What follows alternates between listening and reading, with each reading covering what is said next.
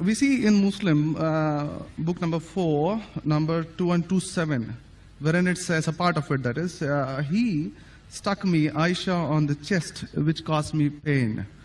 Further down, if you look at Mishkat al-Masabi, volume 2, page number 690, repeated again in Muslim, book number 9, number 3506, a part of it, I'll just get to the point, wherein Umar is trying to say to the Prophet, or rather trying to make him laugh. He says, Messenger of God, I wish you had seen the daughter of Kharija, where she asked me for extra money, and I got up and slapped her on the neck. God's messenger laughed and said, they are around me, as you see, asking for extra money. Abu Bakr then got up, went to Aisha and slapped her on the neck, and Umar did the same to Hafsa. Now we see something of a pattern coming in. Then if we just jump to Quran chapter 4, verse 34, and those wives you fear may be rebellious, admonish, banish them to their couches and beat them.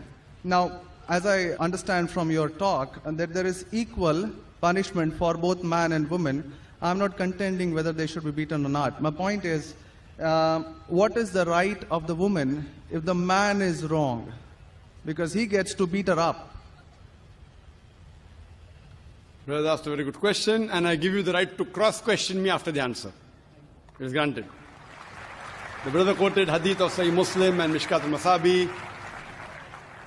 Do you know the relationship between Hafsa and Hazrat Umar?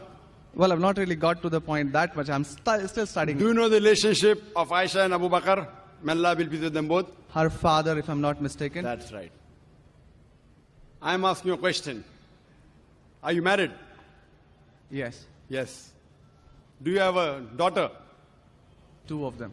2 of them, fine. I get to go to heaven. Sorry? I get to go to heaven. No. If you bring them up correctly, I remember with that. love and compassion, then you'll go to heaven, otherwise not. But, just kidding. But that is only righteous deed. Without iman, you can't enter Jannah. So for you to go to heaven, besides upbringing your 2 daughters correctly, you have to follow the laws of the Quran and the Sahih Hadith and be a believer. I understand. That we'll discuss after answer to you. I understand. After answer, inshallah. I'm asking a simple question. Suppose your daughter, if she wants to jump from a 10-story building, what will you do? I'll stop her. Is she adamant? What will you do? Point, yeah. So get the point, very good. If she wants to jump, no, I want to go. I want to fly like Superman. Dad, you are preventing me from being a Superman. What will you do? Well, I'll stop her, obviously. Will you slap her or not? If required. She says, no, I want to jump. What will you do?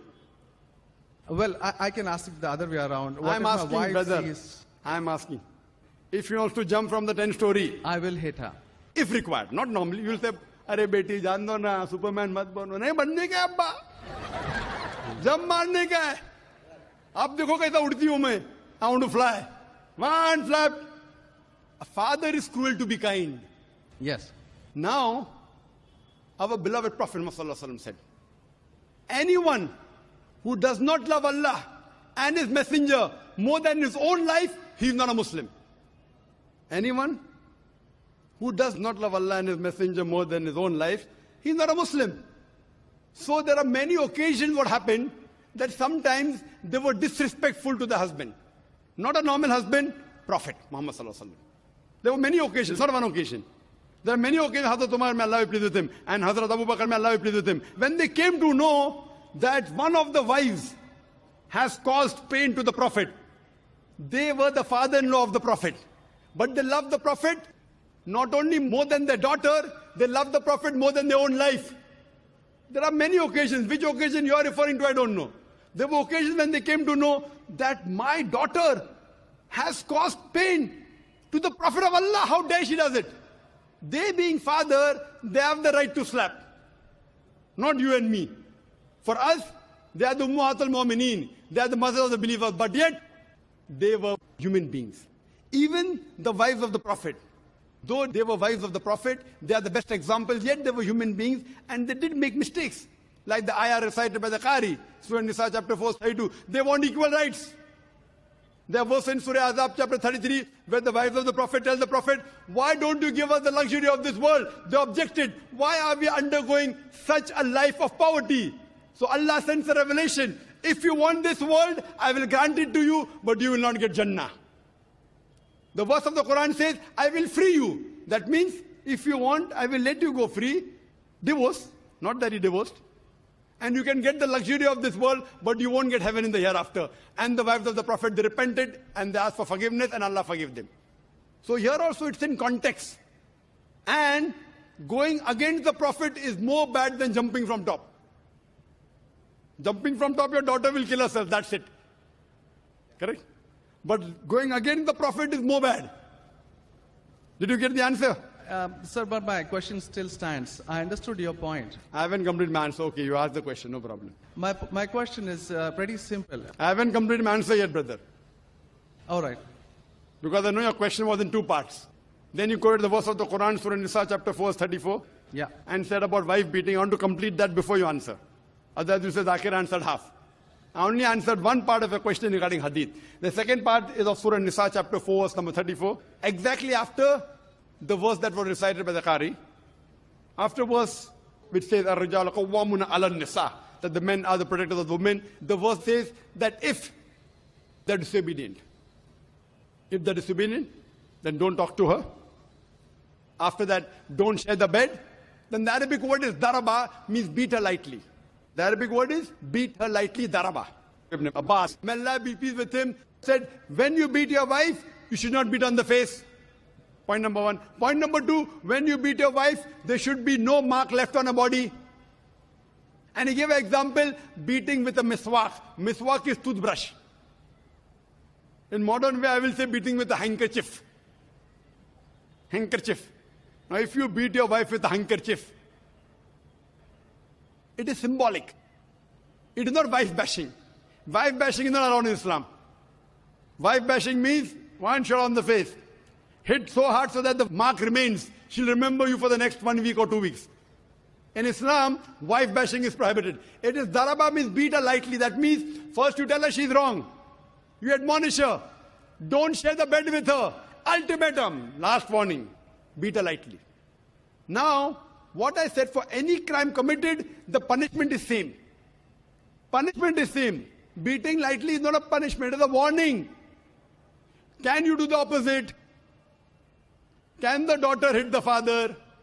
What if your daughter slaps you? Will you like it? No. Why? Equality. Let me complete my answer. You talk about equality. If your daughter slaps you, will you like it? No. No. There may be occasion when you get lunatic, when you become very old, and if you want to jump and then she slaps you, I will agree with her, correct? Though you said, no, I'm agreeing with you. I understand. I'm helping you. You understand, but you don't understand me. No, I do. I'm helping you. Okay. If you grow up and you become a lunatic, you become senile, you want to jump from the 10th story, your daughter says, Abba, mat karo, don't do, father. She may have to slap you. She's doing in good faith. Accept it. Right? Now here, where a husband is giving a warning to the wife, if the wife does the same, what will the retaliation be? Imagine, suppose there's a massive person, bodybuilder comes and acts macho with you. If a small man comes, maybe you'll hit him. A macho person, Arnold Schwarzenegger, comes and tells you something. Will you hit him? Will you hit him? No. Though you may have a lot of guts, but Arnold Schwarzenegger, no. Why? Similarly, since Allah says in the previous verse, man has been given more strength than the woman. So a physical warning, a symbolic warning, a man can give to a woman can't give to a man. A woman can't. There are other things. There are other things she can do. Such as? Such as, for example, if she has to cook food in the house, it's the duty of the husband to get market. She can refuse to cook. If you don't get market, I will not cook. She can object. Very well. She can object, saying, I will not cook. It's an objection on her part. If, for example, he's not offering salah is important, she can object nicely, with love and affection. My dear husband, please offer salah. Then she may get a little bit angry also, no problem. Getting angry with husband is not allowed, unless it's for the sake of Allah and His Rasul. But not physical. She can't get physical. If she gets physical, there will be retaliation. It will never work. Imagine your wife slapping you, will you leave her? Fine, you may say, Jando. So, what do you realize? This is a symbolic beating. What the Western media has done, they portray as though it is wife bashing. Where is wife bashing? You know the hadith also. So because of that, Islam is the best way of life. It shows you how to lead life with your wives also. Hope that answers the question. If you have any counter question, you're most welcome, brother. Yes, actually 2 points on that. Primarily, the first thing that you said is a daraba, which means basically tapping. And as I understand from the Hand's Word Dictionary, it comes from the word idrib. And now, if you look at it, the Arabic word is used in 2 ways. One, to strike up a poem, the word idrib, from which the word darwa is taken out. The first is to strike up a poem, and the second, which is used 12 times in the Quran, is the physical action of striking. Strike off? Strike up a poem, or strike up a poem. Strike up a poem, metaphorically. Second part is the physical action of striking. It's used again in Surah 8:12, wherein it about an angel strike off their heads, strike off the very tips of their fingers. The same word is used. So how can the same word be interpreted there as lightly, but here as very good question. The second part. Very good question. Very good question. The second part is that if we come back to Sahih Bukhari, volume 7, number 715, again, the respectable, I truly mean that, respectable woman Aisha, a great scholar, I read about her, narrated, Aisha said that a lady came wearing a green veil and complained to her, that is Aisha, and showed her a green spot on her skin caused by beating. It was the habit at that time for women to support each other, means when they get beaten up, so you support each other. So when Allah's messenger came, Aisha said, I have not seen any woman suffering as much as a believing woman. Look, her skin is greener than her clothes. That was my second part. As for second part, I answer first, and first part, I answer second. No problem. She's complaining to the Prophet that somebody has done injustice to her. It doesn't end saying the Prophet agreed with it. If someone has done injustice, if we read ahead in some other hadith, the Prophet may have done justice to her. It doesn't say that someone beat her and the Prophet agreed with it. Correct? She is just reporting that maybe there is injustice done to a woman. That's it. The moment she's complaining means she's disagreeing with it. She didn't say, Prophet, I heard a very good thing I saw, that the woman was beaten up. The moment she's complaining means the wife, Hazrat Aisha, may Allah be pleased with her, disapproved of it. So the lesson we get from this is, no one should beat the woman such a way that she becomes green. But sir, see, the exact statement she makes is that I have not seen any woman, that's Aisha herself, it's not my interpretation, I have not seen any woman suffering as much as the believing woman. So we see at the time of Muhammad that women were really in very, very bad shape, even though... You know there are hadith saying, I have not seen a person, a believing person like Hazrat Bilal suffering. What was he suffering from? His master tortured him and said, don't say there's one God and I will leave you. Hazrat Bilal, may Allah be pleased with him, on the death stone, he's agreed to die. He will say, I will not denounce Allah. I will keep on saying, La ilaha illallah Muhammad Rasulullah. There's no God but Allah and Prophet Muhammad is a messenger. He's taking the pain. That means if I say Hazrat Bilal is a believer who is being tortured, that does not mean that what act that being done on Hazrat Bilal, may Allah be pleased with him, is right. It is wrong. But he's a believer who's taking the pain. In this context, we have to see the context and go to the Shara. You have to see Fath al-Bari. And what was the woman? What was she? Who tortured her? Was it the master? Was she a slave woman? You have to go to the Shara. I'm not a muhaddith. I'm telling you what the answer can be. You have to go to the Shara and find out. Why was she? Who hit her? Who beat her? Did the husband do? Was the husband a believer? There are 10,000 reasons. But just because, excuse me, in Mishkat al-Masabi, volume 2. Brother Shekhar, yes. What I would like you to do, there are so many people waiting at all the mics.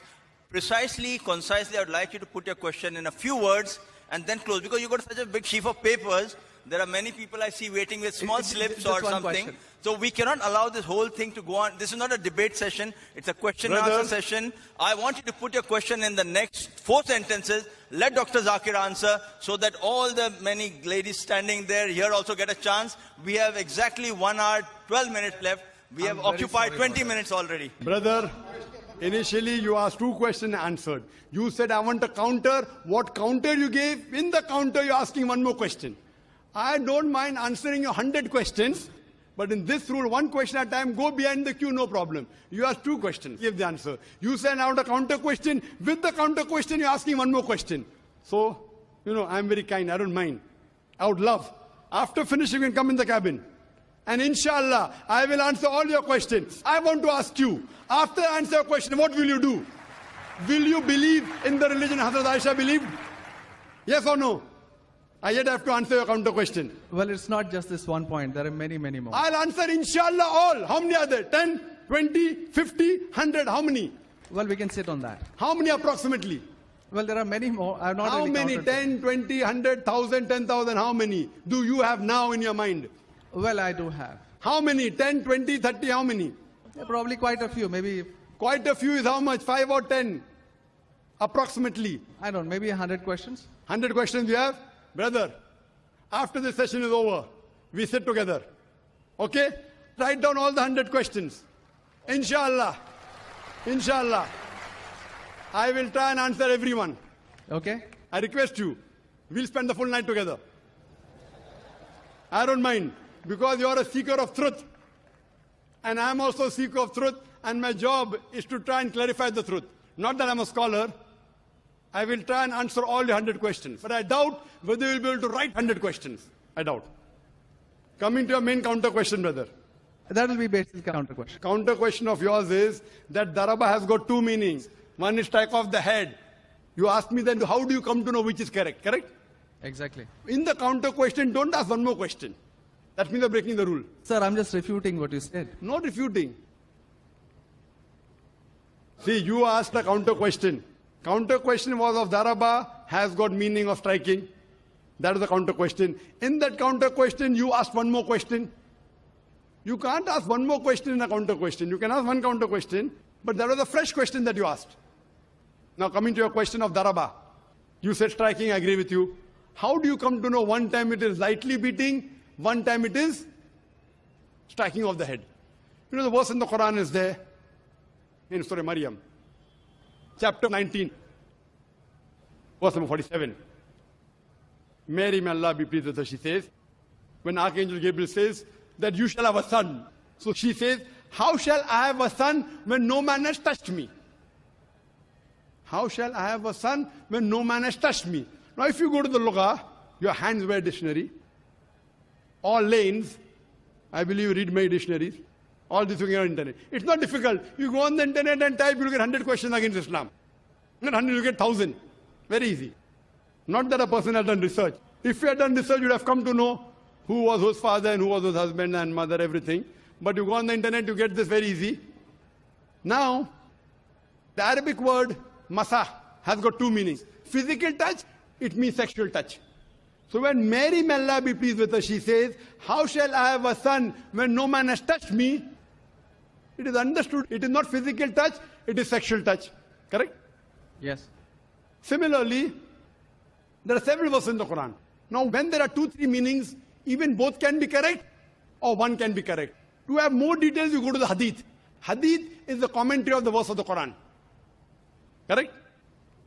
Maybe the same word has got 2 meanings. In that verse, it means meaning number 1. In the second verse, it meaning number 2. Hadith is the commentary.